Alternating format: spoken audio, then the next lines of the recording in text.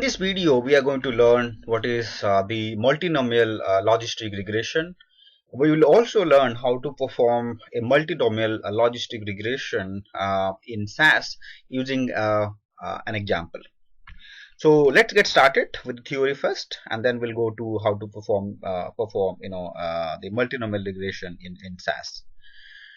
Okay, so what is multinomial logistic regression? So this is a kind of logistic regression. If you're familiar with logistic regression, you can easily understand what is the difference between the multinomial logistic regression from the normal logistic regressions. So as you know, in normal logistic regression, we normally a model for the categorical variables, and in logistic regression the categorical variables which is the dependent variable takes only two values, right? So the dependent variable takes always values of 0 or 1.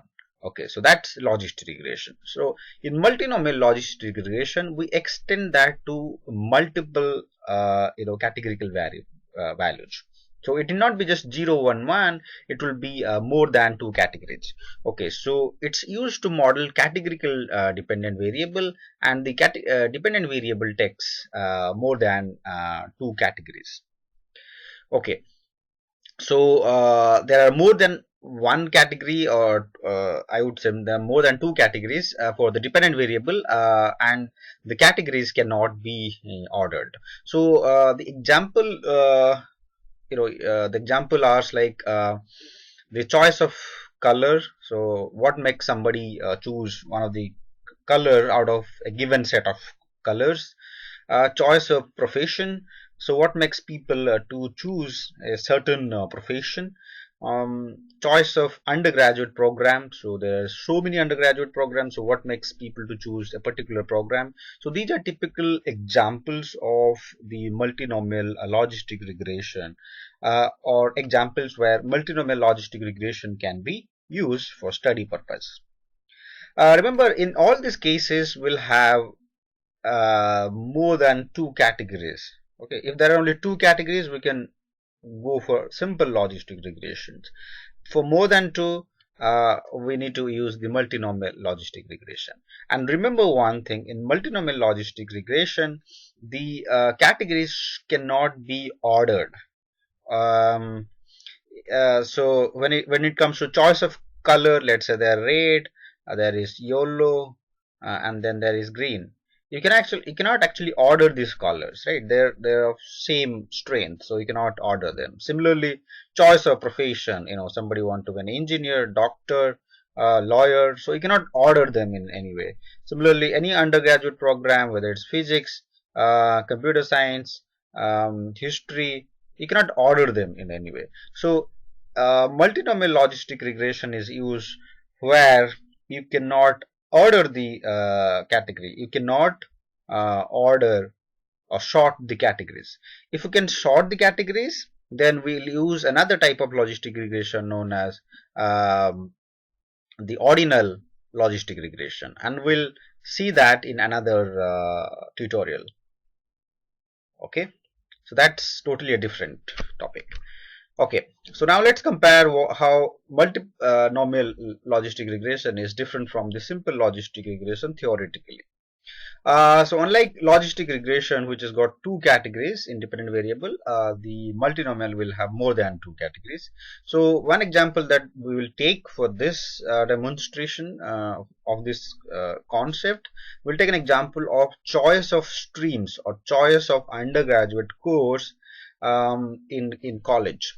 Okay, so our dependent variable is stream. That means which stream the student belong to, or a student is choosing which stream of subject or which category of subject in the undergraduation. So our dependent variable has got three values. One is physics, second one is computer science, third one is economics.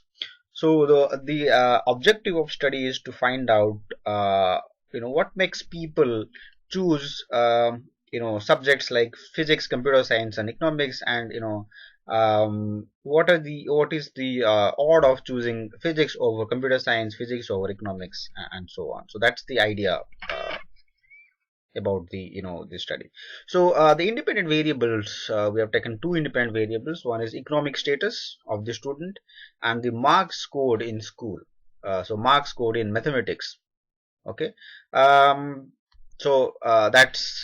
That's two independent variables. So economic status is a categorical independent variable, whereas marks scored in school exams is a continuous independent variable. Okay, so I've got two independent variable, one categorical, the other one is in continuous, and we'll see how the study goes. So the sample data looks like this. So I've got the dependent variable stream, which has got three categories: 1, 2, 3. So 1 means physics, 2 means computer science, and then 3 denotes for the economics. Okay, so we have just used three numbers to denote the three different choices of undergraduation codes. And we also got two independent variables. One is status. Status takes value of 1 and 2 and 3.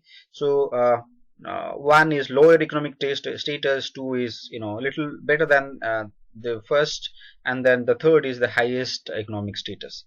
And then mathematics score in school examinations is a continuous one. So that's out of 100, how much or what is the score of the student out of 100 marks in school examinations. All right. So in this particular type of scenario, in this kind of problem, what are the possible choices that you have? What kind of techniques you can possibly use? One way to solve this problem, or one way to model this data, is to use the discriminant analysis. So if you're familiar with discriminant analysis, the linear discriminant analysis, popularly known as LDA, you can also use that, because LDA or linear discriminant analysis also takes care of multiple categories of dependent variable. So that's also useful for categorical modeling. The other techniques could be you can actually convert or transform this data into a two category dependent variable data. So instead of three category, you can simply transform it. You can actually delete one of the data types, or you can simply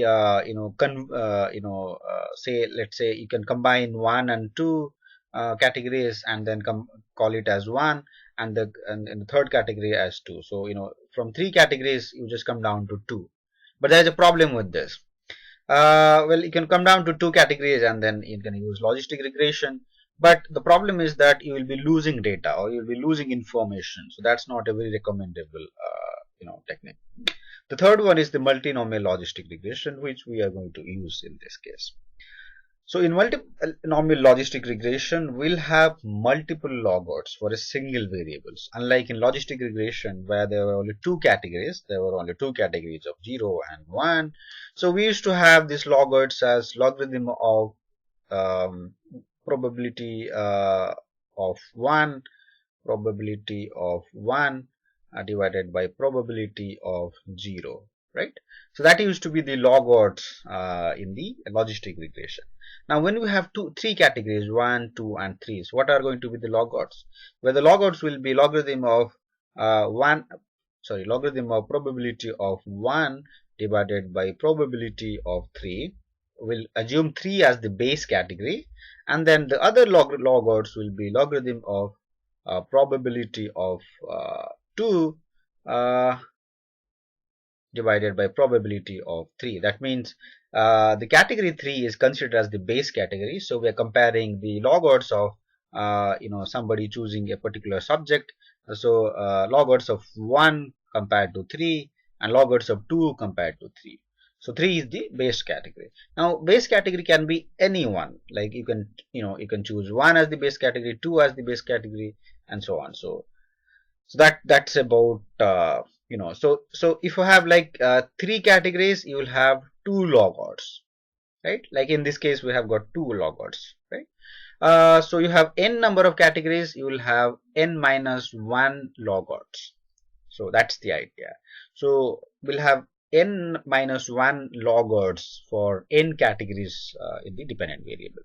So we've got two log odds are in our examples.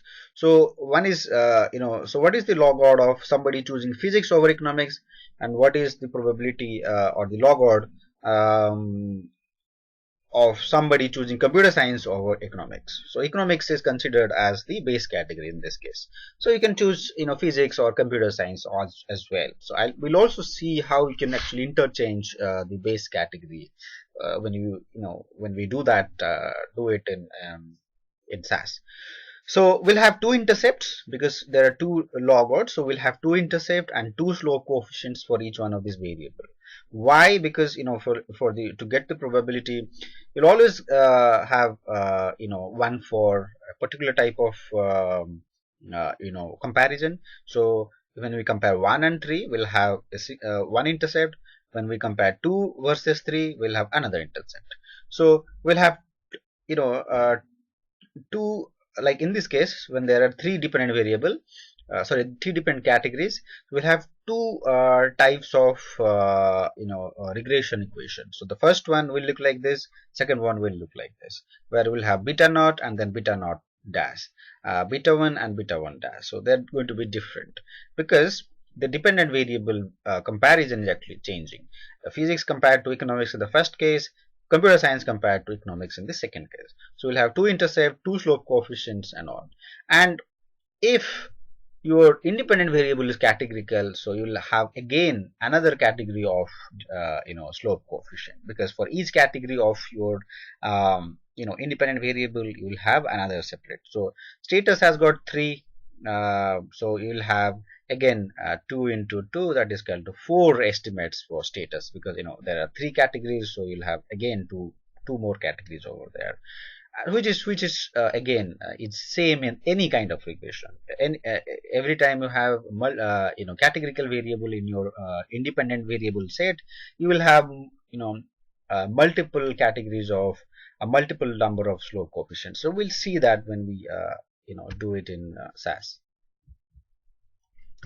So let's go to SAS and let's try to do this. So whatever we learned in theory, we'll just apply it in example. So the example that I have explained to you, we'll just take the same data set. So I'm going to show you the data set first. This is the student data set, which has got 200 observations or information for 200 students.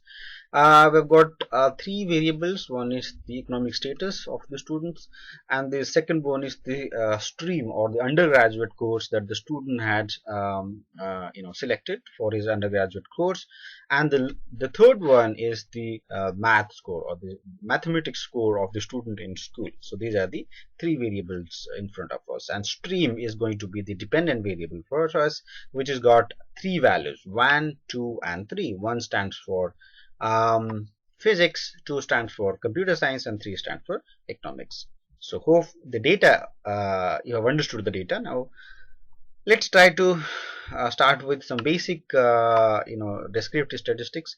So let's see what is the distribution of students across these three streams. So across these three streams, 45 of the students belong to physics group, 105 are from computer science, and 50 are from economics. Okay, so that's the distribution of data. So what is the distribution of economic status among these 200 students? So 47 students come from backward status, which is represented by 1, and then 95 of them come in the middle category, and 58 come in the elite category, or better or the best economics category. And we'll also see how the mathematics score is actually varying with respect to streams. So so is there a difference between whether mathematics score is influencing people to choose a certain category of streams? So here you go. So we'll see that for stream 1, which is physics, the average math score is 50. For computer science, the average math score is 56, and for economics, the average math score is 46, which is pretty logical, because people with good math scores tend to go to science and math topic, like computer science, like physics, whereas people with less quantitative ability go for subject like economics or any other social science. All right, so you can use proc frequency and proc means to be able to understand the distribution of your data set. Okay, all right. So we'll straight away go to the modeling part. So we'll use proc logistic to do the multinomial logistic regressions. The syntax for multinomial logistic regression is very similar to what you have done in the normal logistic regression. We'll use the proc logistic and then data, and then we'll use the dataset student. In the class statement, we need to provide what is the class or class variable involved here. So there are two class variables. So class variable is nothing but the categorical variables. We've got two. One, the dependent variable one, and the other one is the independent variable. So stream is the one and the status is the one. All right. In the model statement, we've got the stream as the dependent variable, and we've got two independent variables, status and math. And then we'll use a link function, which the link function says that we are going to use the generalized logic link function, which will takes care of the multiple categories in dependent variable. If you do not use this, the model will find it difficult to provide you the multiple multinomial logistic regression. So ensure that you use the link function. Link is equal to glogic, which is generalized logistic function or link function. Okay, and then we are going to save the probability score for the data points. Now, if you have done logistic regression in SAS, you are familiar with the output statement.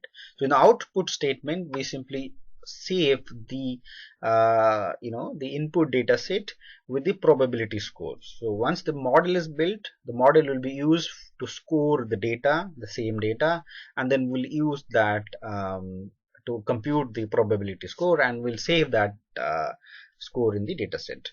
So we'll also see an interesting thing in the logistic in the data. So we'll run proc logistic and let's see the result. All right, so like any other SAS procedure, it starts with the model information. What is the data set and how many variables are there? What is the optimization algorithm which is used? The model uses generalized logic. The optimization technique used is Newton-Raphson. Total number of observations used is 200, and you'll also get the response profile. That means the distribution of your different categories for the dependent variable. And the next one is the reference category. So remember that we have not given any information about the reference category. We have not said which category is to be considered as a reference category or the base category, right? So by default, it has taken the last categories as the reference category. So stream is equal to 3. That means the subject economics, because 3 stands for economics, is taken as the reference category or the base category. So computer science will be compared to economics, and then physics will be compared to economics. Okay, so third category is the base category. So by default it is taken. We can actually change it, and we'll see how we can change the reference category. So the next thing to see is the model convergence statistics. So the model has converged, so that's one thing also which is important to see. So in multinomial logistic regression, you have to be a little more careful with the model convergence status, because many times it doesn't converge. So ensure that you check the result, check it in the result before going ahead with the interpretation of statistics. And then there are some model fit statistics. Like in any other type of regression equation, you will get the AIC, the SC, and the -2 log L value. Okay, So you'll get all three model fit statistics, which can be compared across models to select the best model. And the next one is the testing of the global null hypothesis. So all three global null hypotheses in this case are significant, both likelihood ratio, score, and wall statistics, because the p-value is less than 0.05. So what is the importance of global null hypothesis? So it tests that at least one of the independent variable is contributing towards explaining or variation in the dependent variable, or one of the important at least one of the independent variable is actually making significant contributions.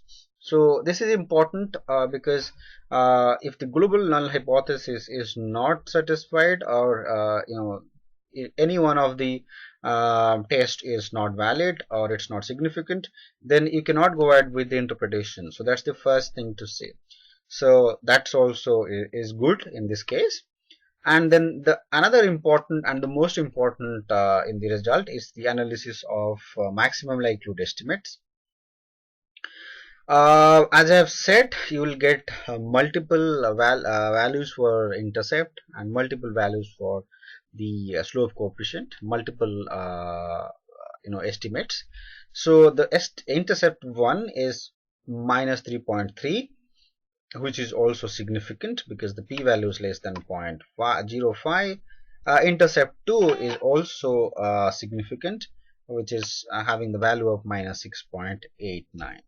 Now, when you have three categories in the dependent variable, you will get two intercepts. If you have like 4 categories, you will get 3 intercepts. So if you have n categories, you will get n minus 1 intercepts. Okay, so that's the idea. Status is a categorical variable, so it has again got 3 categories of status. So you will get 4 estimates in this case, 2 for status and 2 for the dependent variable. So you can see that a dependent variable 1 and then status 1, you have got 1 estimate. Dependent variable 2 and then status 1 is another estimate. Similarly, dependent variable 1 and then status 2, dependent variable 2 and status 2. So status 3 is taken as the base category. So you will have 4 estimates for status, right? So if you have like 5 categories in the case of status, then you will have 4 into 2, that is 8 estimates. So that's the way you will have it in the results. Math is a continuous variable, so you will only have 2 estimates again, right, for 2 categories of dependent variable. So we've got for dependent variable 1, you have estimates as 0.07, and dependent variable 2, you'll have estimates for as 0.15. Most of the estimates are significant except this one, status 1 and dependent variable 2. So it's not significant. Other than that, others estimates are all significant. And finally, you will have the odd ratio estimate. So odd ratio does the comparison of one estimate with the other, and you will get the odd ratio. That means probability of somebody choosing physics to probability of somebody choosing economics. So it takes the exponential, or it takes the exponential of the estimates. Okay, so you will also get the point estimate and the confidence level of the point estimate for the odd ratio. So you can interpret the odd ratio pretty much the same way the way you interpret in logistic regression. If you don't know how to interpret the odd ratio, watch the video on odd ratio on my channel. I have explained it in detail. So I not get into the details of how to explain odd ratio, but that's useful sometimes. All right, now we have the results in front of us. One thing that we are missing here is that in normal logistic regression, you will have the model diagnostics like concordance, discordance, C statistics and all, but we do not get anything of that type in the multinomial logistic regression. So how do we ensure that the multinomial logistic regression is a good model or is performing well? Well, it's not that easy in multinomial logistic regression. So you cannot get C statistics in multinomial logistic regression, or it's not going to give you directly. You can of course compute in your own way, which is not very standard. It has to be your own way of computing. But there are a few things, a few statistics that you can look at while trying to assess the performance of the model, or to goodness of the model. So one is the pseudo R square. Now pseudo R square is not exactly as the R square in multiple regression. It is very it's not it cannot be interpreted the same way the R square is interpreted in multiple regression, but the more the pseudo R square is, the better is the model. So that you can say it for sure. More the pseudo R square, better is the model. So pseudo R square can be used across models to find out which model is the best model out of the given set of models. You can also use the AIC and BIC values to see the model parsimony. So the less is the AIC, better is the model, or less is the BIC, better is the model. So ensure that your AIC and BIC are minimum and your pseudo R square is maximum. So that's the way you can compare models. So that these are some of the commonly used model goodness of fit statistics in multinomial logistic regression. Pretty much like any other modeling technique, you can have your training data set, you can have your testing data set or validation data set. You can perform your model in training data and validate in your validation data or test data. You can also perform the similar kind of thing in multinomial logistic regression. There is no issue with that, it is a better practice to have two set of data set, where one set you use for development purpose and another set you use for testing purpose. All right.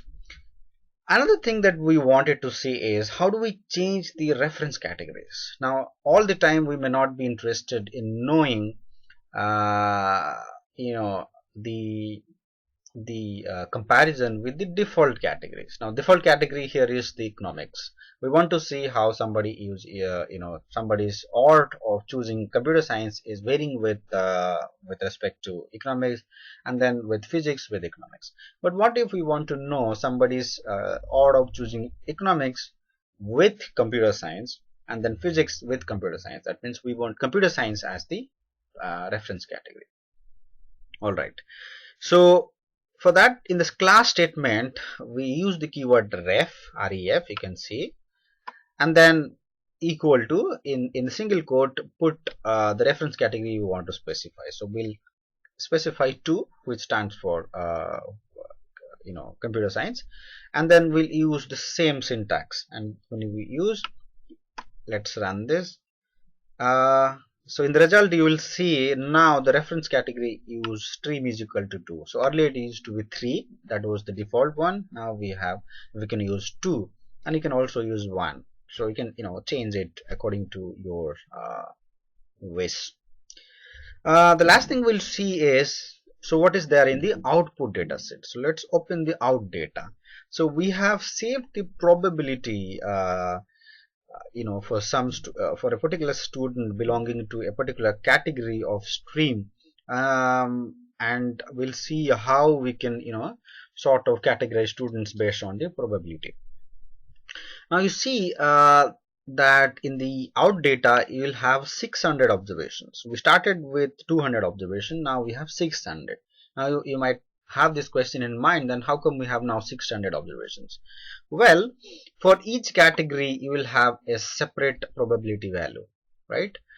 So you have 2 intercept, 2 estimates for each category. Now one is considered as a base category, right? So hence you will have 3 probability values, not just 1 probability. Probability that somebody belongs to category 1, some probability somebody belongs to category 2, and category 3. So the same student will have 3 probability of belonging to 3 different category or 3 different streams. So you will get the probability of a particular student, choosing response profile 1, which is physics, response profile 2, which is computer science, and the response profile 3, which is economics. So you get 3 probabilities. So since there are 200 students in our input data set, you will get 600 probabilities or 600 observations for every student. You will have 3 observations where your probability value will vary with for different courses. Now how do you find or use this model for new data? Well, if a new student comes and you want to score his probability, so you will again get 3 probability. Okay, so probability that a new student is going to choose economics, physics, and computer science separately. The one which is maximum out of 3, he is going to choose that one. So probability for computer science is highest among these 3 probability for a given student, then he is going to choose computer science. Similarly, for another student, if it is probability for her choosing economics is the maximum, then she is going to choose economics. So that's the way you are going to use the multinomial logistic regression to model for categorical variables and ensure that the categories in the dependent variable should not be ordered. uh, so if you can order them, then you should go for the ordered logistic regressions. So if you like this video, subscribe to our channel. You can share it with your friends. You should also visit our website, which is in the description sections. Thank you.